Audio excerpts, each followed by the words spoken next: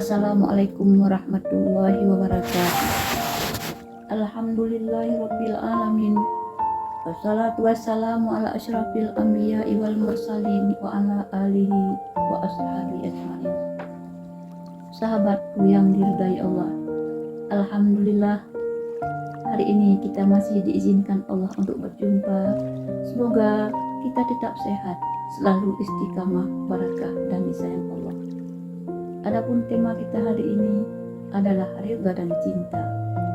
Sahabatku, ridhalah yang menjadikan penglihatan kita semuanya indah, cantik dan menenteramkan hati. Mengapa kita manusia tidak memperhatikan keindahan alam yang Allah ciptakan? Kita hanya mencari cacatnya saja. Mengapa kita tidak melihat kehebatan segenap rohani dan jasmani kita sendiri, hanya mencari aib dan cacat orang lain? Mengapa kita hanya mencari keburukan niat dan hasad orang lain yang penuh tipu daya? Sempitkah dunia ini bagi kita untuk bersemadi dengan Allah? Sahabatku yang diridai Allah, mari masuki alam keindahan agar muncul rasa syukur yang penuh kepada Allah sebagai pencipta. Sudah waktunya kita hentikan perasaan iri, dengki, serta khianat kepada orang lain. Mari kita ganti dengan rasa bahagia, aman dan sejahtera. Kita menyadari hidup ini hanya sebentar, akhiratlah yang abadi. Apa yang kita tanam di dunia ini, itulah yang akan kita petik di akhirat nanti. Mari penuhi hati dengan keindahan agar tiada tempat keburukan. Penuhi hati kita dengan kebaikan agar tiada tempat kejahatan. Hati yang penuh ridha mampu menghilangkan aib dan celah. Bila ada sedikit celah dan cacat, bukan itu yang diingat, namun baiknya yang selalu dikenang. Sahabatku yang dicintai Allah, mari kita perhatikan.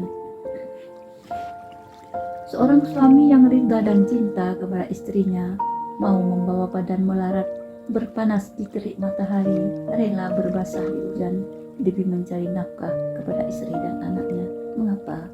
Karena cinta dan ridha. Mengapa seorang ibu rela anaknya kencing di pangkuannya padahal si ibu sedang enak makan? Juga karena cinta dan ridha. Mengapa seorang hamba rela bangun di tengah malam di saat orang lain sedang membuai mimpi yang indah, menghadap dan mengiba kepada Allah? Semua karena cinta dan ridha. Sahabatku, cinta dan ridha mampu menghilangkan capek dan bisa mengubah yang jelek menjadi baik dan indah. Jiwa yang mengenal keindahan tidak suka pada kekejian, sebab semua kekejian itu jelek adanya. Jiwa yang baik berusaha menjauh dari budi pekerti yang rendah. Khayalnya suci, panca indera batinnya murni, sebab ia telah menaiki anak tangga menuju Allah.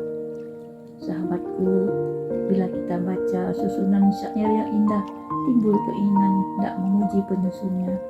Demikian juga dengan alam ini. Bagaimana indahnya bunga di taman, eloknya burung di udara. Siapa yang tidak ingin berjumpa dengan penciptanya?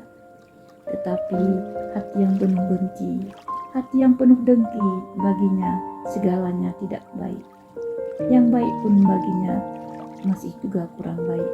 Yang sudah cukup masih juga merasa kurang. Sedangkan menghargai nikmat Allah saja ia tidak mampu, apalagi menghargai sesama manusia. Barang bagus pun yang kelihatan jeleknya, selalu mengeluh, penyesal, dan selalu putus asa. Dikala kaya masih merasa miskin, sebab itu ia selalu miskin.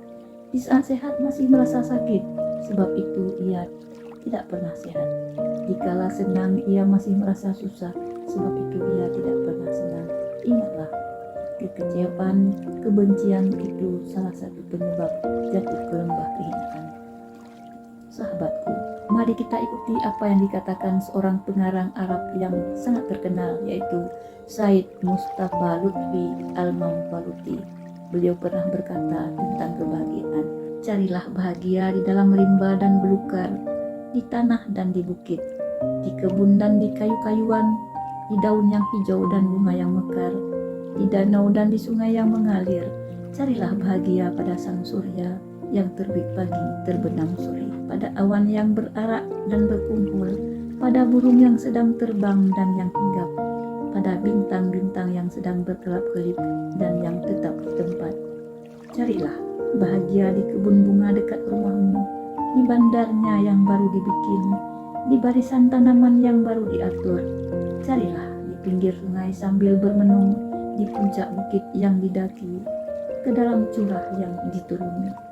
Carilah ketika mendengarkan aliran air di tengah malam, pada bunyi angin sepoi-sepoi basah, pada persentuhan daun kayu yang hendak jatuh, pada bunyi cengkerik di tengah malam, bunyi katak di tengah sawah.